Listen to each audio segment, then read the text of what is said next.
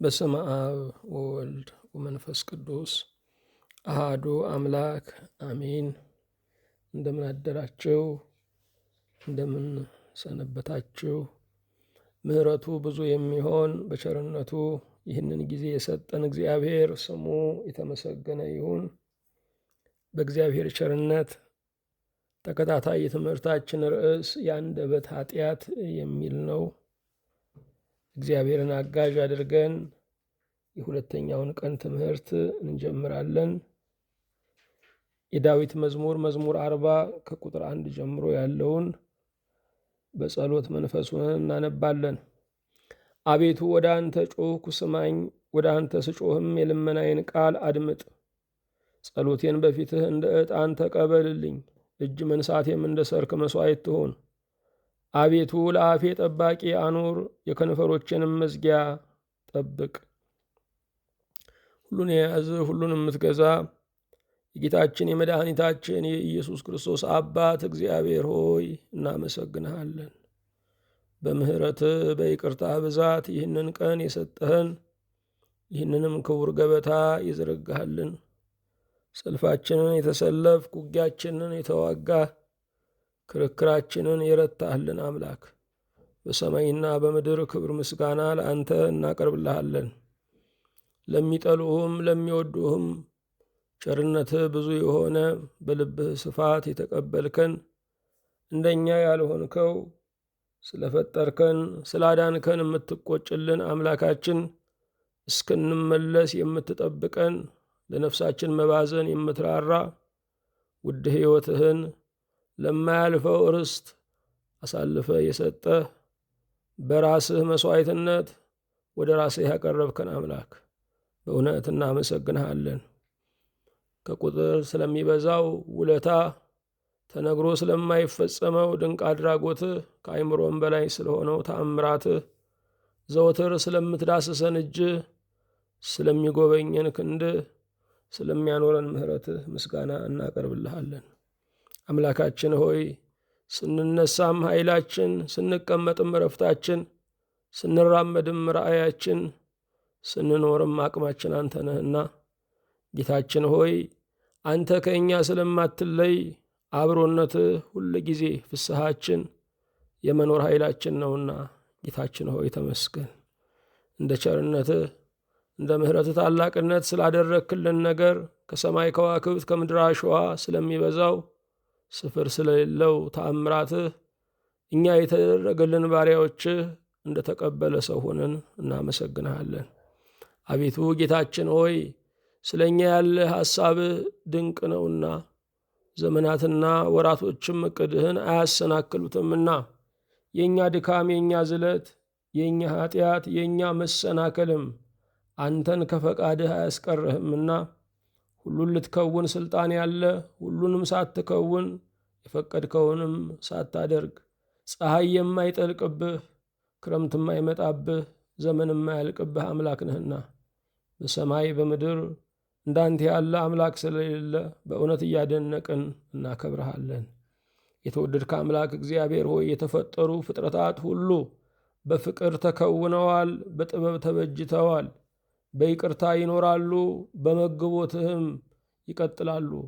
የተወደድከ አምላክ ሆይ የፈጠርከውን አልተውከውምና ለፈጠርከውም በየሰዓቱ በየቅጽበቱ ጉብኝት አለህና ለሰውም ለእንስሳውም ለእጽዋቱም ትራራለህና አምላካችን ሆይ ተንከባካቢያችን ስለሆንክ አንተ ከምንጣፍ ይልቅ፣ አንተ ከመጋረጃ ይልቅ፣ አንተ ከሚለሰልሰው ሐር ይልቅ ለሰው ልጆች ምቹ ነህና ጌታችን ሆይ በእውነት እናመሰግንሃለን።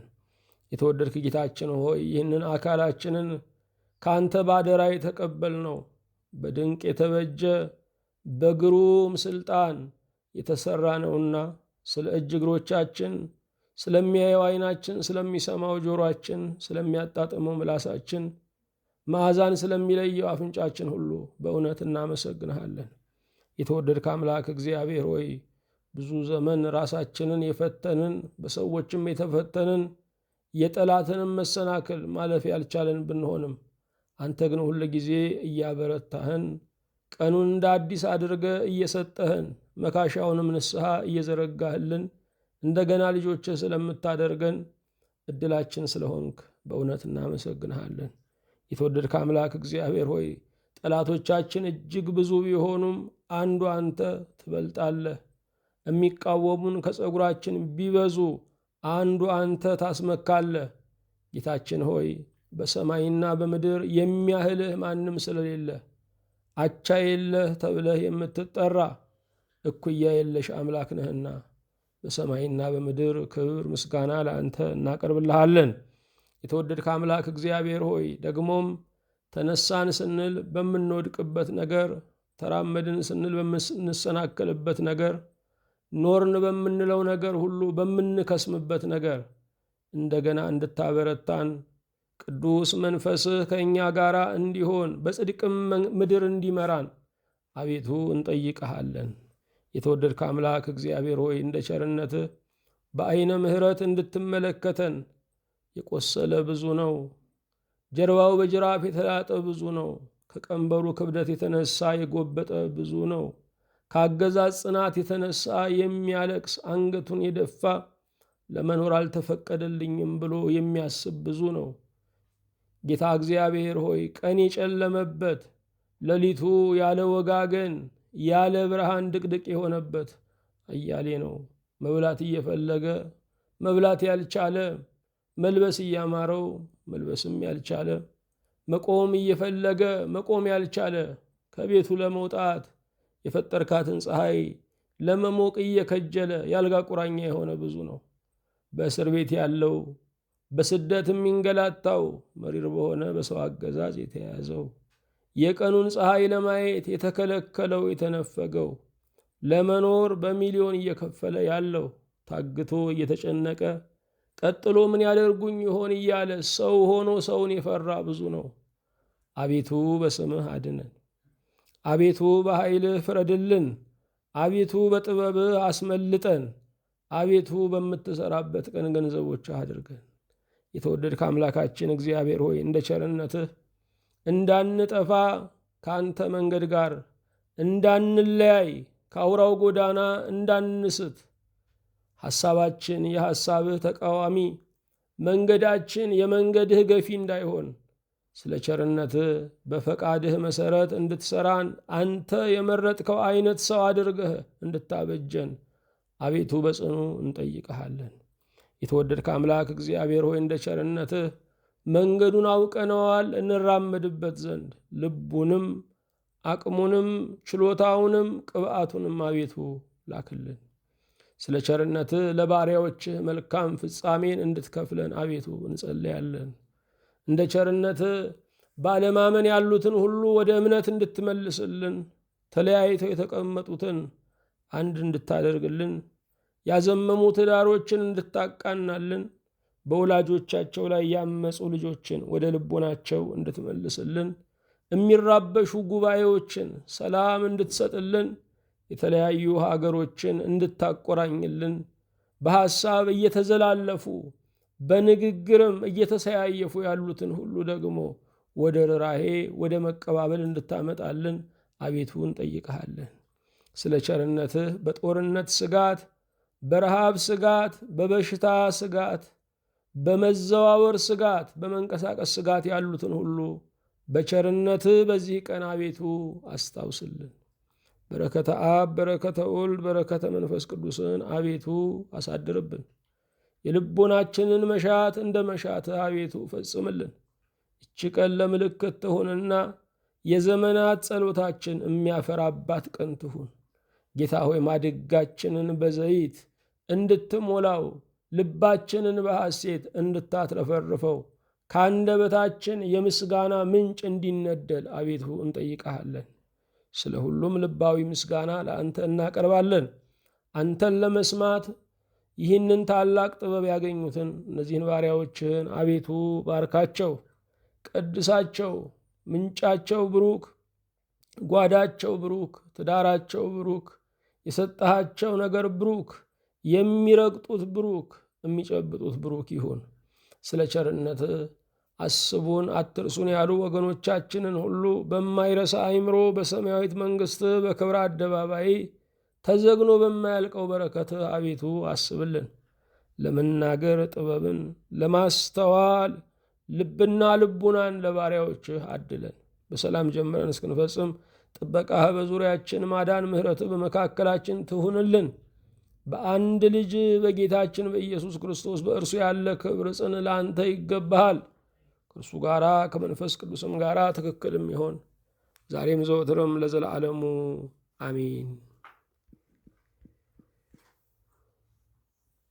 የእግዚአብሔር የአምላካችን ስሙ የተመሰገነ ይሁን። ርዕሳችን የአንደበት ኃጢአት የሚል ነው። ሃይማኖታዊ ትንታኔዎችን፣ ነገረ መለኮታዊ የሆኑ ዕውቀቶችን መያዝ እጅግ አስፈላጊ ነው። ብዙዎች ከመደበኛው ትምህርት ባሻገር ብዙ ጥናትና ምርምሮችን በሃይማኖት ዙሪያ ያደርጋሉ።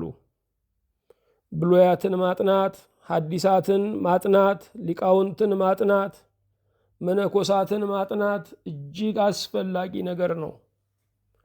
የዚህ ሁሉ ግቡ ግን በሕይወት መገለጥ ነው። በሕይወት ከምንገለጥባቸው ነገሮች አንዱ በአንደበታችን ላይ እግዚአብሔርን የበላይ ማድረግ ነው። እግዚአብሔር አንደበታችሁን እፈልገዋለሁ ይላል። የአንደበት ቅድስና አንደበትን ለፈጠረው አምላክ የማዋል መስዋዕትነት ነው።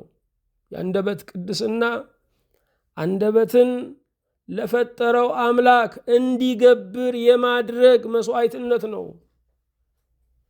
እግዚአብሔር ንጉሥ ነው፣ ግብር ይፈልጋል። የእግዚአብሔር ግብሩ አንዱ አንደበታችንን ለእርሱ መስጠት ነው።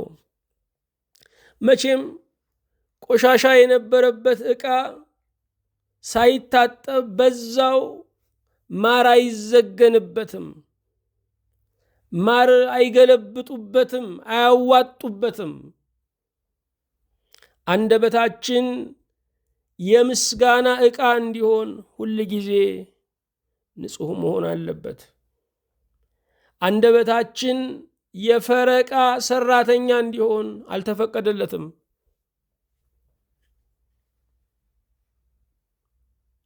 የሕይወትን ትምህርት የሚያስተምሩ ሰዎች የነገረ መለኮት ተንታኞችን ዕውቀት ብቻ ብለው ያስቡ ይሆናል። የነገረ መለኮት ተንታኞች የሕይወት ትምህርት የሚያስተምሩ ሰዎችን ገለባ ሐሳብ ነው የሚያንጸባርቁት ብለው ይተቹ ይሆናል። ነገር ግን የሃይማኖት ግቡ ሃይማኖትን በሰራ አካላችን ላይ ተዳሳሽ ማድረግ ነው። የሃይማኖት ግቡ እግዚአብሔርን መልበስ ነው። ለባሴ እግዚአብሔር መሆን ነው። ሃይማኖተኛ የምንለው ሰው እግዚአብሔር የተሸከመው እግዚአብሔርን የተሸከመ ማለት ነው። እግዚአብሔር የተሸከመው ነው። የሚያኖረው እግዚአብሔር ነው። የማንም ዕዳ አይደለም። አንድ የሃይማኖት ሰው የሥላሴ ዕዳ ነው። እስትንፋሱ በእግዚአብሔር እጅ ያለ፣ ከጠዋት እስከ ማታ በአምላክ ረድኤት ስር ያደረ ነው። እግዚአብሔር የተሸከመው ነው። የሃይማኖት ሰው እግዚአብሔርን የተሸከመ ነው። እግዚአብሔርን ይዞ የሚዞር ነው። እግዚአብሔር በአጠገባችን ያለ ወዳጃችን አይደለም፣ በልባችን ያለ አምላካችን ነው።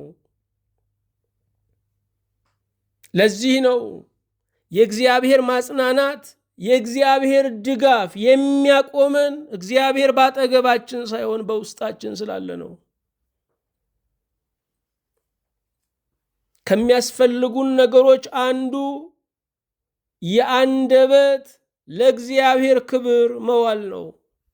አንደበታችን ለእግዚአብሔር ክብር መዋሉ ይዋል ይደር የማይባል አስቸኳይ ሃይማኖታዊ ጉዳያችን ነው።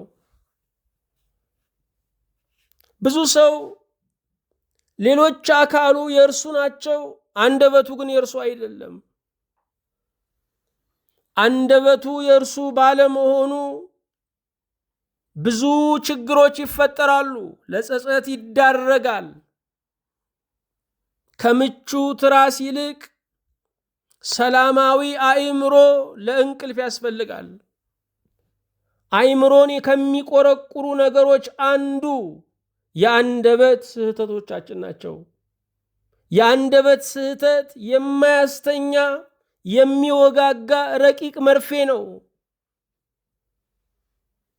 አንደበት ለብዙ መጋደሎች ምክንያት ነው።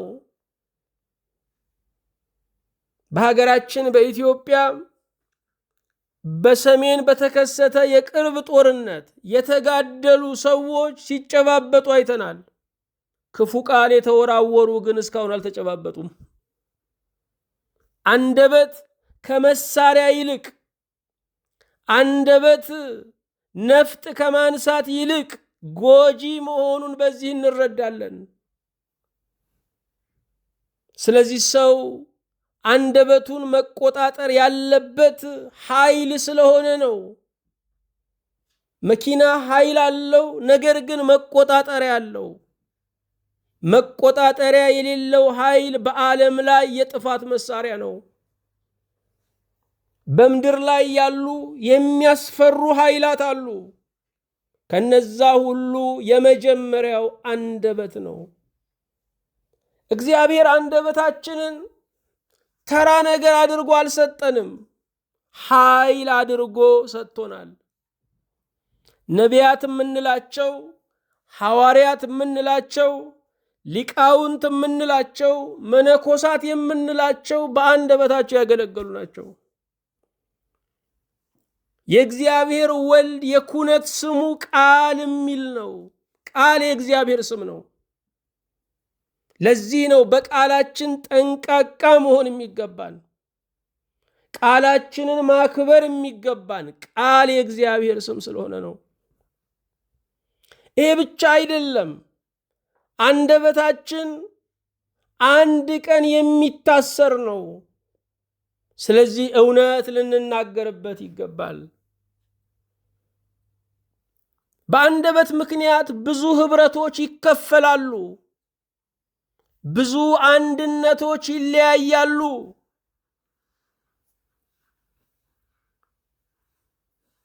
አንድ መሪን ስትመለከቱ በዙሪያው ያለው ወታደር ከነመሳሪያው በኃይል ይበልጣል። ንጉሱ ግን በቃሉ ይበልጣል።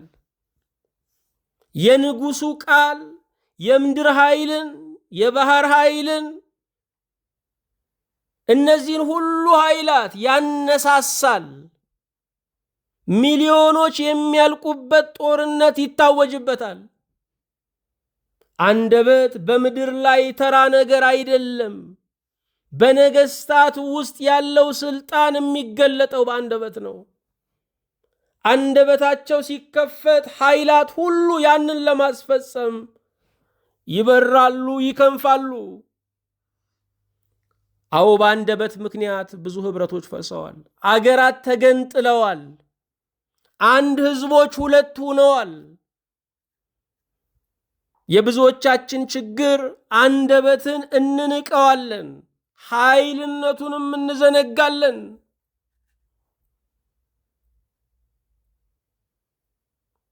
ዛሬ ከአንደበት ኃጢአቶች ባለፈው ሐሜትን፣ ውሸትን አይተናል። ሶስተኛውን እናያለን፣ መፍረድ።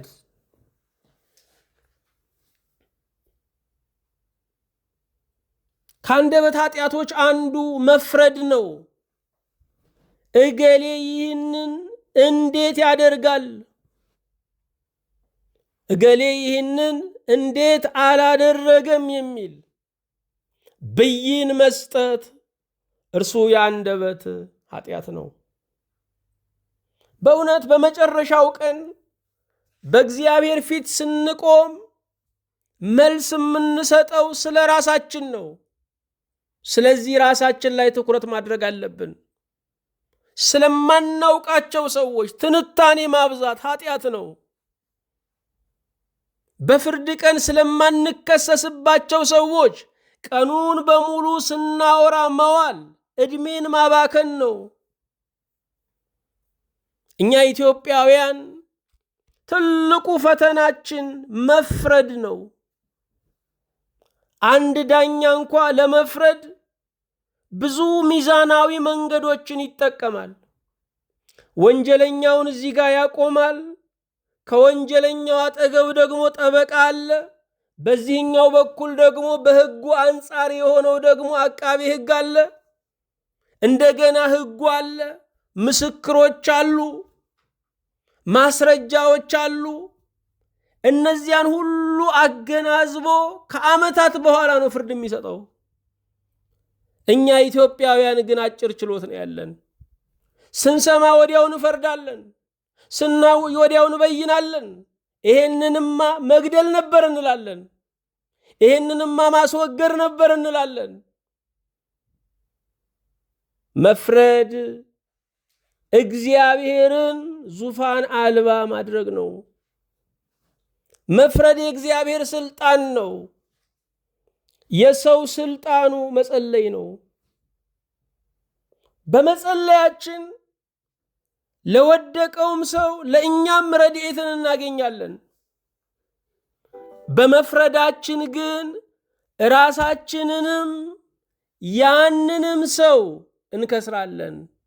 ራሳችንንም ያንንም ሰው እያጣን እንመጣለን። አዎ መፍረድ አክሳሪ ነው። መፍረድ አክሳሪ ነው። መጸለይ ግን አትራፊ ነው። ስንጸልይ ይልቁንም ስለ ሰዎች ስንማልድ ለራሳችን ከለመነው በላይ እናተርፋለን። እግዚአብሔር ለሚጸልዩ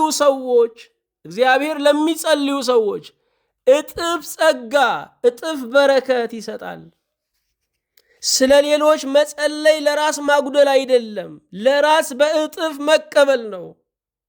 ስንቶቻችሁ ስለ ጎረቤት ትጸልያላችሁ? ስንቶቻችሁ ስለ ታመመ ሰው ትጸልያላችሁ? ስንቶቻችሁ እየተናጉ ስላሉ ሀገራት፣ ስለ ቁስለኛ ህዝቦች ትጸልያላችሁ?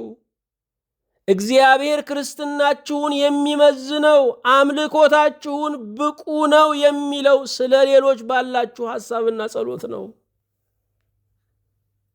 አንድ ጸሎት ያለ ምልጃ ጎዶሎ ነው። ምልጃ ለሌሎች መጸለይ ነው። ይሄ ደግሞ ፍቅር ነው። የፍቅር አምላክ በፍቅር የሚገኝ ነው። የፍቅር አምላክ በፍቅር እቤታችን የሚጋበዝ ነው። ለእግዚአብሔር ቁርስና ምሳ አድርገን እንጀራውን ወጡን ልናቀርብ አንችልም። እግዚአብሔርን የምንጋብዘው በፍቅር ነው። የእግዚአብሔር መብልና መጠጡ ፍቅር ነው። እርሱም ደግሞ ሌሎችን መውደድ ነው። መፍረድ የአንደበት ኃጢአት ነው። ፈራጅ የተፈረደበት ነው። አንድ ሰው በሌላው ሰው ላይ ሲፈርድ በእርሱ ስህተት ላይም እግዚአብሔር እንዲጨክንበት እየወሰነ ነው። ለሌላው የፈረደውን በእጥፍ ይቀበለዋል። የማይሰሩ ሰዎች ሁል ጊዜም የመፍረድ ጎበዞች ናቸው። አንድ ሰው ሲናገሩ፣ ተማሪዎችን ሲመርቁ እንዲህ ብለው ተናገሩ። ያደረግነውን ለምን እንዳላደረግነው ወደምታውቁበት ከፍታ እንኳን በሰላም መጣችሁ። እዚህ ቁጭ ብለን ለምን ሰባኪው እንዲህ አልተናገረም? ለምን ካህኑ እንደዚህ አልተቀኘም? ለምን መሪው እንደዚህ አልመራም? ለምን አባቶች ይህንን አልወሰኑም እንላለን። ስንማር ቦታው ላይ ስንደርስ ግን ለምን እንዳላደረጉት ይገባናል። ያለ ቦታው ሁሉም ነገር ሩቅ ነው። አባት አይደለ ለምን እንዲህ አያደርግም? አስተማሪ አይደለ ለምን እንዲህ አያደርግም እንላለን። እግዚአብሔር በዛ ጫማ ውስጥ እግራችንን በመክተት ምን ያህል ፍም እንዳለ ያሳየናል። አዎ ያላደረጉትን ለምን እንዳላደረጉት የሚገባን በዛ ጫማ ውስጥ ስናጠልቅ ብቻ ነው። አብዛኛው የዓለም ሕዝብ ውጤትን ተመልካች ነው። እዛ ውስጥ ያለውን ፍትጊያ አያውቀውም። እዚያ ውስጥ ያለውን ትግል አያውቀውም። እዚያ ውስጥ ያለውን ፈተና አያውቀውም። ተሰናድቶልን ስብከት ስንሰማ ብዙ አቃቂር ልናወጣ እንችላለን። አንድ ስብከት ሲሰራ ግን በውስጡ ስንት አይነት ጭንቀት፣ ስንት አይነት እንቅልፍ ማጣት፣ ስንት አይነት ማስረጃ ማሰስ እንደሚያስፈልገው አይገባንም። መፍረድ ዕለታዊ ኃጢአታችን ሆኗል። ስለምንፈርድ አንተዛዘንም። ባል ለሚስቱ አያዝንም፣ ሚስትም ለባሏ አታዝንም።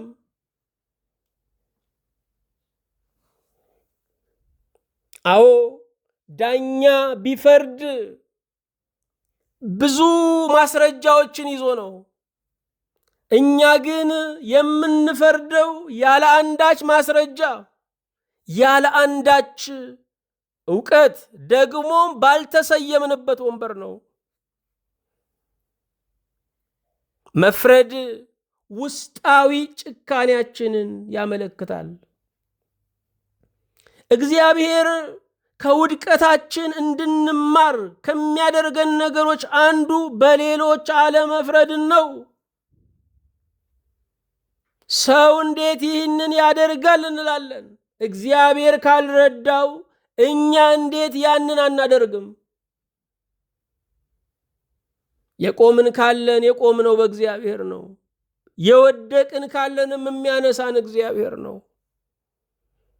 መፍረድ የራስን የድካም ቀን መርሳት ነው። ዛሬ በቤተ ክርስቲያን ሲፈርዱ የሚውሉ ሰዎች ትላንትናቸውን የረሱ ሰዎች ናቸው። ቤተ ክርስቲያን ፍርድ ቤት አይደለችም። ቤተ ክርስቲያን የምህረት ቤት ናት።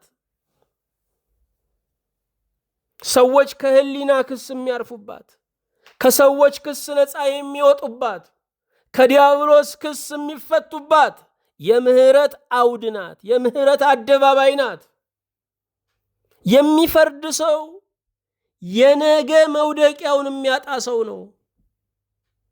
አንተም ጨካኝ ነበርክ፣ ጨካኝ አዘዘብህ፣ እንደገና ዳቦ እሳት ነደደብህ ተብሏል። አዎ በጨካኞች ላይ በፈራጆች ላይ ይፈረድባቸዋል። የዘራነውን ነው የምናጭደው። ለሰው ውድቀት ራርተን ከሆነ ለውድቀታችን ይራሩልናል። ፈርደን ከሆነ ይፈርዱብናል። ሕይወትን ስንመለከተው የፈረድነውን ለመሆን የተዘጋጀንን እንደ ተቀባበለ መሳሪያ የፈረድነውን ለመሆን የተዘጋጀንን። በበሽታ ስንፈርድ በሽተኞች እንሆናለን። በኃጢአት ስንፈርድ ኃጢአተኞች እንሆናለን። በሰዎች ቁመና ስንፈርድ እንደነሱ እንጣመማለን። ወደው ባላመጡት ነገር ስንፈርድ ከእነርሱ ይልቅ እንበላሻለን። ወደ ቤታችን ጎትተን ያመጣናቸው ኃጢአቶች ብዙ ናቸው። እነርሱም በመፍረድ የመጡ ናቸው። ስጋዊ ስብራታችን፣ የኑሮ ውድቀታችን፣ በልጆቻችን ላይ የምናየው ጠማማ መንገድ የመፍረዳችን ውጤት ነው። ወልደው ሳይጨርሱ በሰው ልጅ አይስቁ ይባላል። ወልደው ሳያበቁ በሰው ልጅ አይስቁ። ዛሬ እኛ የምንፈርደው በልጆቻችን ላይ የመጣ ነው። ትላንትና ልጇ እንዲህ ከሆነ ለምን እንዲህ አታደርገው ምንል ነበረ። ልጆቻችን ሆኖ አላደረግነውም። በሰው ልጅ መፍረድ ቀላል ነው። በራስ ልጅ መፍረድ ግን አቅም ያንሳል። ዛሬ ልጆቹ አቅላተው ምቾት እንደ አረቄ ያስክሯቸው፣ እንክብካቤ እንደ ማቅ ኮስኩሷቸው፣ እንደ ኮረት መንገድ አልረገጥ ብሏቸው የሚሰቃዩት በእኛ የመፍረድ ኃጢአት ነው። ልጆቻችንን ጭምር ከሚያከስሩ ነገሮች አንዱ መፍረድ ነው።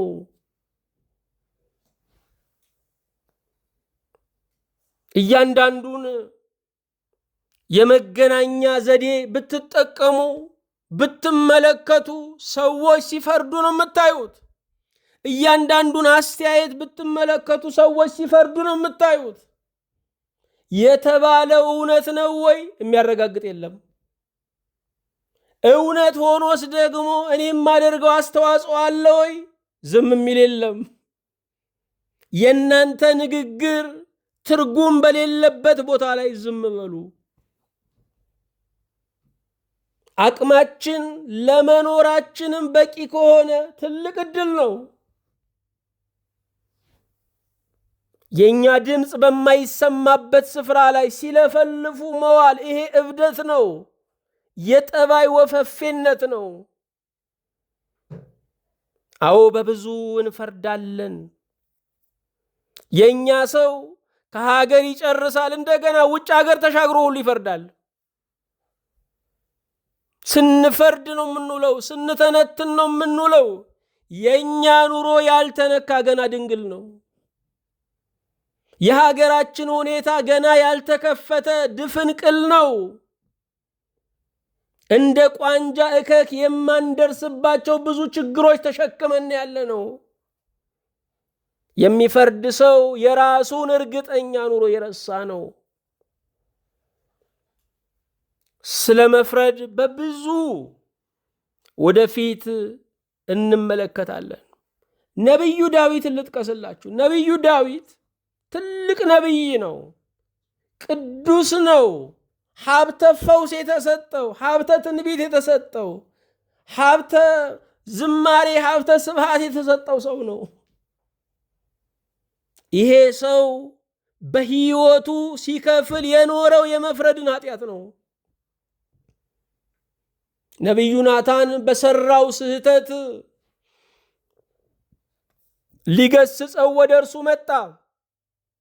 ንጉሥ ሆይ በአገር በግዛትህ የሚኖር አንድ ባለጠጋ ብዙ በጎች የነበሩት ነበረ። ከዕለታት በአንድ ቀን እንግዳ መጣበት። ከበጎቹ አንዱን አርዶ እንግዳውን ለመሸኘት ሰሰተ። በጎረቤቱ የሚኖር አንድ ድሃ ምስኪን ሰው ነበረ። አንዲት በግ የነበረችው እንደ ነፍሱ የሚወዳት የሚንከባከባት። የእርሱን ወስዶ አርዶ ሰውቶ እንግዳውን ሸኘ ሲለው ወዲያው አቋረጠው ዳዊት። ይህንን ያደረገ በሀገሬ በግዛቴ ካለ 4 እጥፍ ይክፈል አለ። ንጉሶ ያ ሰው አንተ ነህ አለው። ፈቃደ ሥጋ የተባለው እንግዳ በመጣበት ጊዜ ከሚስቶች ከቁባቶች በአንዱ መሸኘት ስትችል የድሃውን የኦርዮን ሚስት ቤርሳቤን ወሰድክ፣ እሱንም ገደልክ። ስለዚህ እግዚአብሔር ለንጉሥ ወግኖ ድሃን አይረግጥም። ስለ ድሃው ደም አንተን ንጉሱን እቀጣሃለሁ ይልሃል አለው። ዳዊት 4 እጥፍ መክፈል ጀመረ። አንደኛ አምኖን እህቱን ቤርሳቤን ደፈረ። ምክንያቱም ኦርዮን ጓደኛው ነበረ፣ ወዳጁ ነበረ። የኦርዮን ሚስት ለእርሱ እህቱ ነበረች። ሁለተኛ ዕዳ ተከፈለ። አቤሴሎም ወንድሙ አምኖንን ገደለው። ዳዊት እንደ ወንድሙ የነበረውን ኦርዮንን ገድሏልና። ሶስተኛ ቀጠለ። አቤሴሎም አባቱን ዳዊትን ከዙፋኑ አባሮ በአደባባይ መድረክ ሰርቶ ከአባቱ ሚስቶች ጋር በአደባባይ እንደ ትርኢት ተኛ። የኦርዮንን ገበና እንደዚህ ተገልጦ ነበርና የኦርዮን ቤት እንደዚህ ፈርሶ ነበርና የኦርዮንን ሚስት በአደባባይ ዳዊት ነጥቆ አግብቶ ነበርና 4 እጥፍ ይክፈል ያለው ዳዊት 4ኛው በኃጢአት የተወለደው ልጅ እንዲሞት ሆነ። ልብ አድርጉ። ነቢዩ ዳዊት እንኳ በዘመኑ ሁሉ ሲከፍል የኖረው የፈረደውን ነው።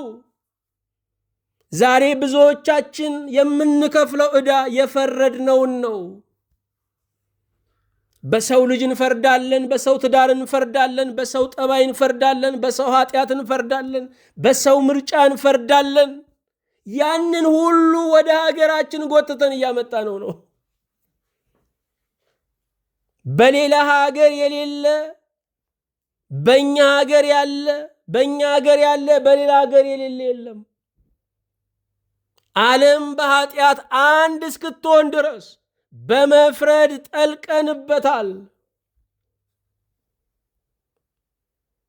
አዎ ዛሬም ፍርጃችን፣ መፍረዳችን ለልጆቻችን ዕዳ ይዞ እንዳይመጣ የእግዚአብሔርን ይቅርታ መለመን አለብን።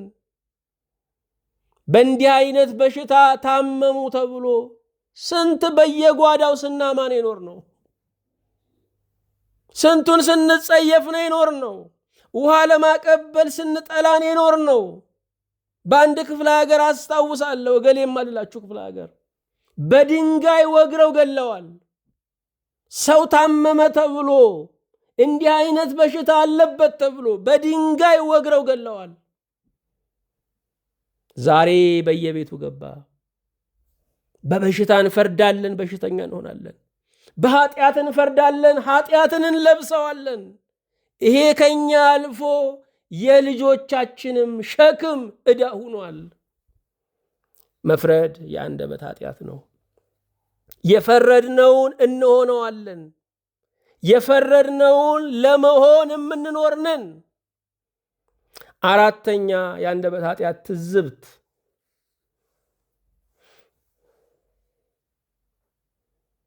ወደዚህ ከማለፋችን በፊት ዛሬ ሰለጠኑ የምንላቸው ህዝቦች አንድ ሰው ሲያጠፋ ሲያዩት፣ አንድ ነገሩ ሲዘፈቅ ሲያዩት ለዚህ ያበቃው ምክንያት ምንድነው?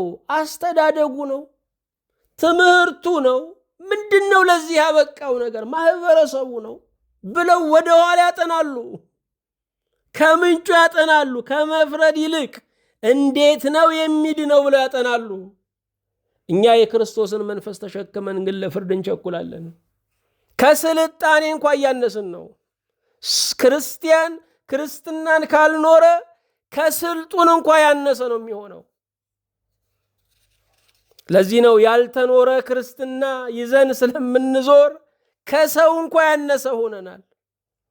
ከሰው እንኳ ዛሬ በሃይማኖት ቤት ያሉ ሰዎች የሚናገሩት ንግግር አንድ ሙሉ ሰው የማይናገረው ነው። ክርስትናን መኖር ካልቻልን ከሰው እንኳን እናንሳለን። ያለው መፈራረድ እገሌ ይዳን የለም ይወገዝ ነው። እገሌ ይዳን ይወገድ ነው የምንለው።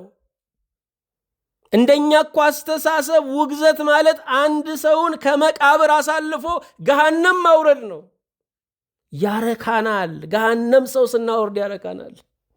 አባቶቻችን ያወግዙ የነበረው በሽተኛውን ለብቻ አግልለው ለማከም ነው፣ ለበቀል አልነበረም።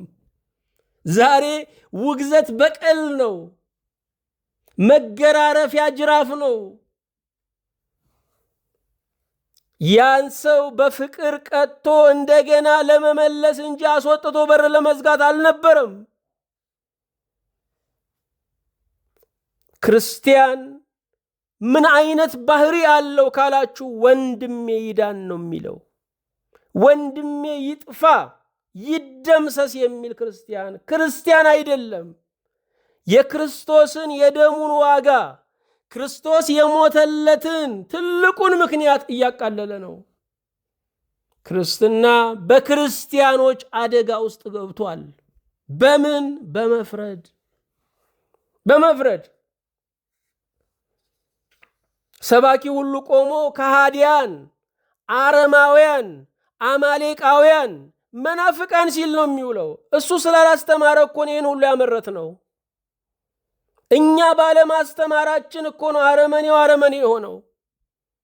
ብዙ እድሎች ነበሩን፣ ያንን እድል ገፍተን ነው ዛሬ ዓለማዊ የሆነው ትውልድ ሳይቀር እኛ ያባረር ነው የገፋ ነው። አዎ መድረኩን ስለያዝን የበላይ የሆንን ይመስለናል። በእግዚአብሔር ፊት የማንናገረውን በሰው ፊት ደግመን ማውራት የለብንም። በሰው ፊት በድፍረት ማውራት የለብንም። ሰው ይሸነገል ይሆናል፣ እግዚአብሔር አይሸነገልም። የምንፈርደው በራሳችን ነው። የጠፋው ትውልድ የኛው ችግር ነው። የኛው ችግር ነው። የጠፋው በእኛው ምክንያት ነው። ትላንት በአደባባይ ሲረሸን ለምን ይሞታል ይሄ ወጣት ያላልነው ነው። በፍቅር ስበንም ወደ ቤቱ ያላስገባነው ነው። የወደቀውን ትውልድ የስብከት መለማመጃን ያደረግነው፣ የንግግር መለማመጃን ያደረግነው። ጥይት የሚተኩሰውን እንነቅፋለን። መርዝ እየበጠበጥን ለሰው ስናጠጣ ግን ለኛ መግደል አይደለም።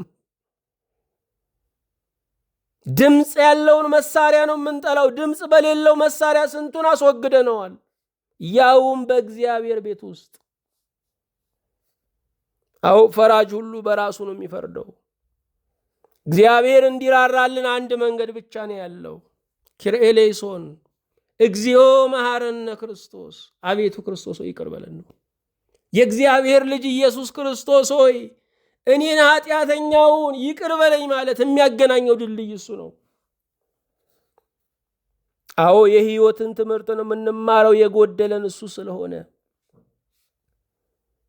ስለሆነ ወፍጮ ቤቶቹ ወፍጮ ካልወቀሩ በቀጣይ ቀን በጥሩ አይፈጭላቸውም። ወፍጮ የሚወቀረው በበዓል ቀን ነው። በሰንበት የምንወቀረው በሚቀጥለው ዘመናችን የተሻልን ሰዎች ለመሆን ነው። ለራሳችንም ለሰዎች የምንበጅል እንድንሆን ነው።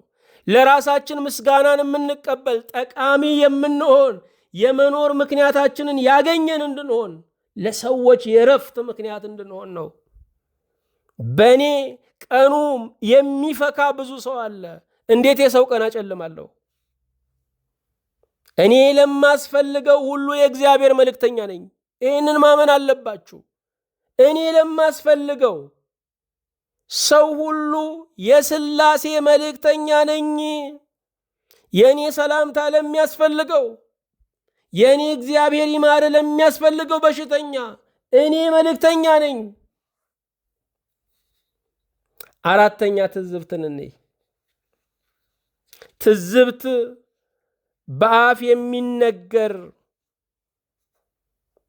ብዙ ጊዜ ግን በልብ የሚሰራ ኃጢአት ነው። በነገራችን ላይ ቃላት የሚዋቀሩት በልብ ውስጥ ነው።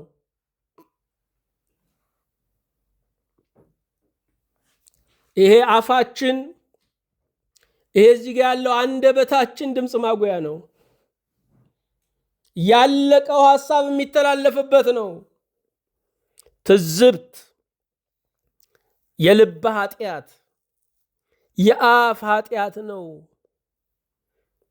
ብዙ ጊዜ ታዛቢዎች ነን። ትዝብት ትልቅ ኃጢአት ነው። ለምን ስንል ሰውየውን በዜሮ ማባዛት ነው። ዋጋ የለውም ማለት ነው። በእውነቱ ካየነው ዋጋ የሌለውን ያስቀመጠው እግዚአብሔር ነው መጠየቅ ያለበት። እግዚአብሔር ብዙ ነገር ያውቃል፣ አንድ ነገር አያውቅም። ዋጋ የሌለውን ፍጡር አያውቅም። ዛሬ በማህበራዊ ሚዲያ ስትመለከቱት፣ በማህበራዊ ሚዲያ ስታደምጡት የትላንት አረሞች የዛሬ መድኃኒት ሆኖ እየሰማን ያለ ነው። ትላንት አረም ብለን ያለፍናቸው እግዚአብሔር ከፈጠረው ውስጥ የሚጣል የለም። አረምን አረም ያሰኘው የሰዎች አለማወቅ ነው። ሲደርሱበት ትልቁ መድኃኒት ነው።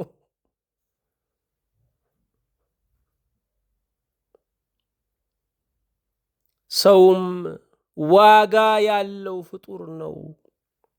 ዋጋ ያለው ፍጡር ነው። መታዘብ ሰውን በዜሮ ማባዛት ነው። ብዙ ጊዜ የሚወቅሱንን የሚገስጹንን ሰዎች አንወድም። በትልቁ የኛ የመኖራችን እንቅፋት የሚታዘቡ ናቸው። ታዝበው የሚተውን ሰዎች በፊት ለፊታችን ቅዱስ ነህ የሚሉን፣ በውስጣቸው ግን ውስጡ ለቄስ የሚሉን ሰዎች፣ እነርሱ የገደሉን ሰዎች ናቸው። ሐኪም በሽታችንን ቢነግረን አንቀየመው። ቀጥሎ መድኃኒት ያዛል ብለን ተስፋ እናደርጋለን። አንዳንዱ በሽታችን ያመመን ነው፣ አንዳንዱ ማያመን ነው። ነገር ግን አዋቂው ደረስኩበት የሚለን ነው። ለቀጣይ ከሞት የሚያተርፈን ሊሆን ይችላል። ካመመንም ካላመመንም ስህተት የሚገስጹን የሚወቅሱን ሰዎች ወዳጆቻችን ናቸው። የሚገስጹን ሰዎች ያዩልን ውበት አለ ማለት ነው። እዛ ጋር አልደረስክም እያሉን ነው። መለኪያ ስላላቸው ነው በዛ መሰረት የሚወቅሱን። የሚታዘቡን ግን እያለን እንደሌለን የሚቆጥሩን ናቸው። ትዝብት በውስጡ ተስፋ የሌለው ነው። በሰው ተስፋ የሚቆርጥ ነው።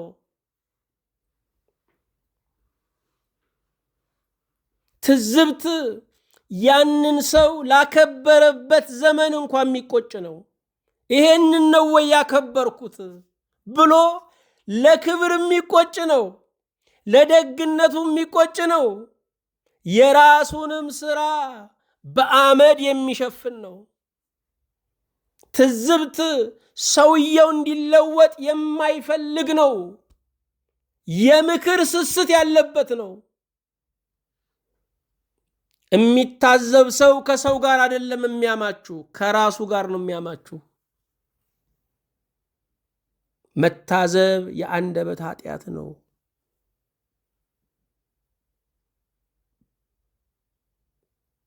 ዛሬን የምታዩት ነው። በዚህ ዘመን ትዝብት የዝግጅት ክፍል ሆኗል። የመታዘብ ፕሮግራም ያላቸው በተለያየ ጣቢያዎች ተቀምጠዋል። ቁጭ ብለው ሲነቁሩ፣ ቁጭ ብለው ሲተቹ፣ ሲያስተነትኑ ነው የሚውሉት። ለነኚህ ሰዎች አንዲት ወንበር ብትሰጧቸው ጸንተው አይቀመጡም። መሬት ላይ ያለ ጎበዝ ነው። እንዴት እንዲህ ያደርገው ነው የሚለው። የሚጨነቀው ግን ሁልጊዜም ጋላቢው ነው፣ ፈረሱ ላይ ያለው ነው። አምስተኛ ማጉረምረም። የሚያጉረመርሙ ሰዎች አልማዙ እንደተበላሸ ቴፕ ድምፃቸው የሚያስጠላ ሰዎች ናቸው። አጉረምራሚ ሰው የማጉረምረም ድምፅ በአብዛኛው የምትሰሙት ከአራዊት መንደር ነው። አራዊት ያጉረመርማሉ፣ አጉረምርመው ይበላሉ። አጉረምራሚ ሰው የሚፈልገውን የማያውቅ ነው። የሚፈልገውን የማያውቅ ሰው ምንም ብታደርጉለት ሊረጋጋ አይችልም። የብዙ ሚስቶች ቤት መበጥበጥ ምክንያቱ የሚፈልጉትን አያውቁም። የብዙ ባሎች ቤታቸውን የሚያምሱት እንዲሁ እንደ ነሐሴ ዝናብ እኝኝ ሲሉ የሚኖሩት የሚፈልጉትን ስለማያውቁ ነው። የሚፈልጉትን አያውቁም። ቤት ይሰራሉ፣ አይኖሩበትም። መኪና ይገዛሉ፣ አይሄዱበትም። ልብስ ይገዛሉ፣ አይለብሱም። ምግቡ ገበታውን በሙሉ ሞልቶታል። ለመብላት ሰላም የላቸውም። ያ ሁሉ ምግብ ተቀምጦ ጦማቸውን ያድራሉ። ማጉረምረም የሚፈልጉትን አለማወቅ ነው። የሚፈልጉትን የማያውቁ ሰዎች ዛሬ በከተማው ሚሊዮነር ሆነዋል፣ ግን አልተረጋጉም። ሰው የሚፈልገውን የሚያውቀው መንፈስ ቅዱስ ሲረዳው ብቻ ነው። 60 እና 70 ዓመት ኑሮ የሚፈልገውን ላያውቅ ይችላል። ምንድነው የምትፈልጉት በትክክል? እስቲ አታውቁትም። ብዙ ሰው የሚፈልገውን አያውቅም። ለዚህ ነው ሲብላላ የሚኖረው፣ ታውኮ የሚያውከው። ምንድነው ችግር አምጣ ስትሉት ሌላውን ነው የሚጠቅሰው። ዋናውን የመጥቀስ አቅም የለውም፣ እይታ የለውም። ማጉረምረም ደስታን ለማጣት ሌላውን ተጠያቂ ማድረግ ነው። ማጉረምረም እኔ ደስታ ያጣሁት በነገሌ ምክንያት ነው።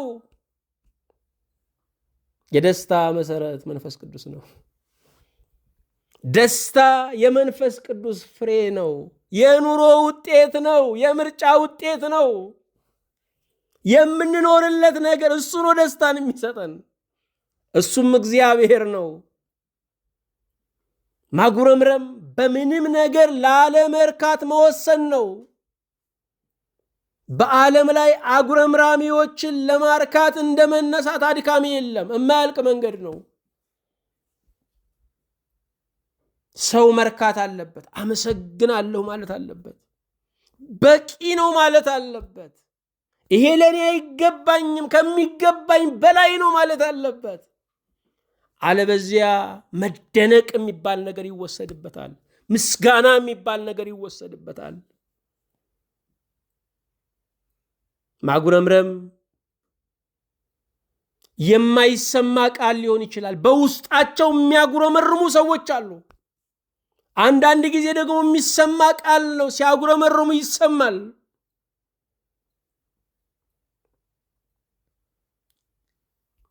የሚፈልጉትን ነገር ለመጠየቅ ያንን ነገር አምጡ ለማለት መረበሽን እንደ መጠየቂያ ፎርም የሚመለከቱ የሚጠቀሙ ሰዎች አሉ። ምንድነው የሚያጉረመርምሽ? ይሄን ፈልገሽ ነው ሲባል አዎ ይላሉ። የሚፈልጉትን እንኳን ሰው ነው የሚያቅላቸው። ማጉረምረም መልእክቱ ክፉ ነው። የሰውን ሰላም በመስረቅ የሚፈልጉትን ለማግኘት የሚደረግ ጥረት ነው። ሳታውኩት የሚሰጣችሁን ነገር አውካችሁ ለምን ትቀበላላችሁ? በደስታ ሲሰጣችሁ፣ በደስታ ስትቀበሉ እሱ ነው በረከቱ። መልእክቱ ክፉ ነው። ማጉረምረም ምን ሆነ ነው መባልን መፈለግ፣ እሱ ማጉረምረም ይባላል። ምን ሆነ ነው ዛሬ፣ ምን ሆነሽ ነው ዛሬ መባልን። የጠባይ ታማሚዎች ናቸው። ጠያቂ ይፈልጋሉ። ሰውን በማወክ የሚደሰቱ ሰዎች አሉ። እነዚህ አጉረምራሚዎች ናቸው። የሰው አእምሮ በጥያቄ ውስጥ ሲውልና ሲያድር እንቅልፍ መተኛት ይፈልጋሉ። እረፍታቸው ያለው በሌሎች መቆም ውስጥ ነው። መታመስ ነው። የሚታመስ ነገር ታውቃላችሁ፣ እሳት ላይ ያለ ነገር ነው። አጉረምራሚዎች እሳት ላይ የተጣዱ ናቸው። በራሳቸው እሳት ራሳቸውንም ሌሎችን የሚያቃጥሉ ናቸው። የሚያምሱ ናቸው። የሚረብሹ ናቸው። መረባበሽ ደስ የሚላቸው፣ ማወክ ደስ የሚላቸው፣ ሰው ሲደናገር ደስ የሚሰኙ የስነ ልቡና ቀውስ ያለባቸው ናቸው። ማጉረምረም የሆዳሞች የይደረግልኝ ስሜት ነው።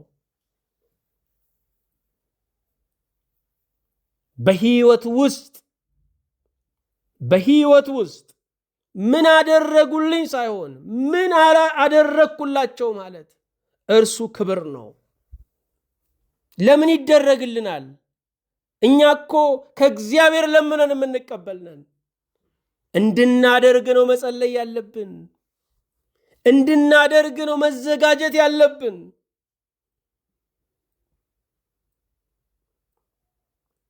አጉረምራሚዎች የሚሰማቸውን ሰው ሰላምና ደስታ ያሳጡታል።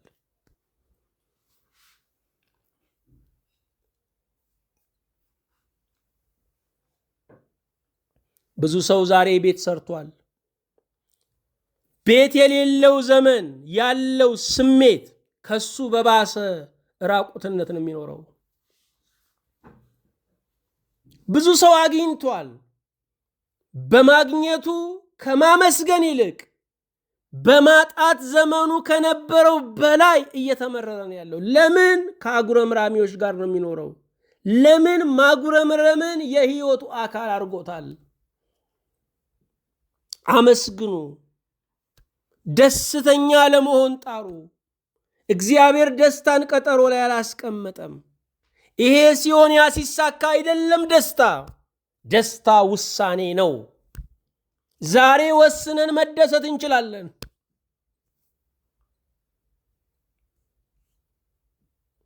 አጉረምራሚዎች፣ አጠገባቸው የሚኖሩ ሰዎች ቤታቸውን እንዲጠሉ ያደርጉታል። ሰው እቤቱ እንዳይገባ የሚያደርጉ ናቸው። መቼም ሁል ጊዜ ስህተቱ የሚጎላው የተኮሰ ሰው ነው። አዎ ትልቅ ስህተት ነው። በማጉረምረም የሚተኩስ ሰው ቤቱን እንዲጠላ የሚያደርግ የቤቱን ብርሃን የሚያጨልም ፍካቱን የሚያጨግ ሰው ብዙ ነው። እሱ አጉረምራሚ ይባላል። ማጉረምረም የመጨረሻው ንግግሬ ነው። የሰውን ቀን መቀማት ነው። ደስ ብሎት እንዳይውል በጥርጣሬ እንዲውል እግሮቹ ረተው እንዳይራመዱ ድንቅፍቅፍ እንዲሉ እንዲያመነታ ራሱ ጥያቄ እንዲሆንበት ማድረግ ነው። የሰውን ቀን መቀማት ነው። የሰውን ዕድሜ መቅጨት ነው። አጉረምራሚ የብር ሌባ አይደለም፣ የቀን ሌባ ነው። የሰውን ቀን የሚሰርቅ ነው። ወገኖቼ የምንኖረው እግዚአብሔርን ለማስደሰት ነው። እግዚአብሔርን የሚወድ ሰው ይደሰትብናል። እግዚአብሔርን ለማስደሰት ስንኖር እግዚአብሔርን የሚወድ ሰው ይደሰትብናል። ለማንም ቀን መበላሸት ምክንያት መሆን የለብንም። በእኛ ምክንያት የሰው ቀን መበላሸት የለበትም። የሰው አዳር መበላሸት የለበትም። አጉረምራሚነትን ከህይወታችን ማራቅ ይገባናል። የዚያን ጊዜ በራሳችን ደስታ ይኖረናል፣ ሰዎችም ይደሰቱብናል። ደስታ ሩቅ አይደለም። ደስታ ቀጠሮ አይደለም። ደስታ ውሳኔ ነው። ማስደሰትም ለሰዎች ወርቅ ማልበስ ብቻ አይደለም። ማስደሰት ደስተኛ ስትሆኑ ሰዎች ይደሰታሉ። ደስታ በባህሪው የሚጋባ ነገር ነው። ማጉረምረምም ይጋባል። ስናጉረመርም የማጉረምረም መልስ እናገኛለን። የአንደበት ኃጢአት የሚለውን መፍረድን፣ ትዝብትን፣ መታዘብን፣ ማጉረምረምን አይተናል። በሚቀጥለው ጊዜ ምሬትን፣ መራራነትን እያለን ሌሎችን እናያለን። እግዚአብሔር አምላካችን በአንደበታችን ላይ ጌታ ይሁንበት። የሁሉ አምላክ ንጉሳችን ኢየሱስ ክርስቶስ እናመሰግንሃለን። አንተ ኃያል፣ አንተ ብርቱ፣ አንተ ቅዱስ፣ አንተ እውነተኛ፣ አንተ ሰጪው ሆይ በሰማይና በምድር ክብር ምስጋና ላንተ ይሁን። ያንተ የደጉ፣ ያንተ የሰጪው፣ ያንተ የባራኪው፣ ያንተ የጤና መላሹ ባሮች ስለሆንን በእውነት ደስ እያለን እናመሰግንሃለን። አምላክ እግዚአብሔር ሆይ እንደ ቸርነትህ ለወደቁ ሁሉ ትንሣኤ እንድትሰጥልን ማንንም ሰው በልባችንም በአፋችንም የምንታዘብ ሳይሆን እኔ የትኛውን ክፍተት ነው የምሞላው፣ የትኛውን ራቁትነት ነው የምሸፍነው ብለን ታጥቀን የምንቆም ስለ ሰዎች የምናዝን እንድታደርገን እንጸልያለን። ማጉረምረምን ከሕይወታችን እንድታርቅ ጌታ ሆይ በኑሯችን ደስ አለመሰኘትን የሚዘራብንን ጠላት ሰይጣንን ማሸነፍ እንዲሆንልን በጽኑ እንጠይቀሃለን። በረከተ አብ፣ በረከተ ወልድ፣ በረከተ መንፈስ ቅዱስንም አቤቱ አሳድርብን። ያንተ የሆነው መልካም ነገር ሁሉ አይለየን። በጌታችን በኢየሱስ ክርስቶስ በእርሱ ያለ ክብር ጽን ለአንተ ይገባሃል። ከእርሱ ጋራ ከመንፈስ ቅዱስም ጋራ ትክክል የሚሆን ዛሬም ዘወትርም ለዘላለሙ አሚን።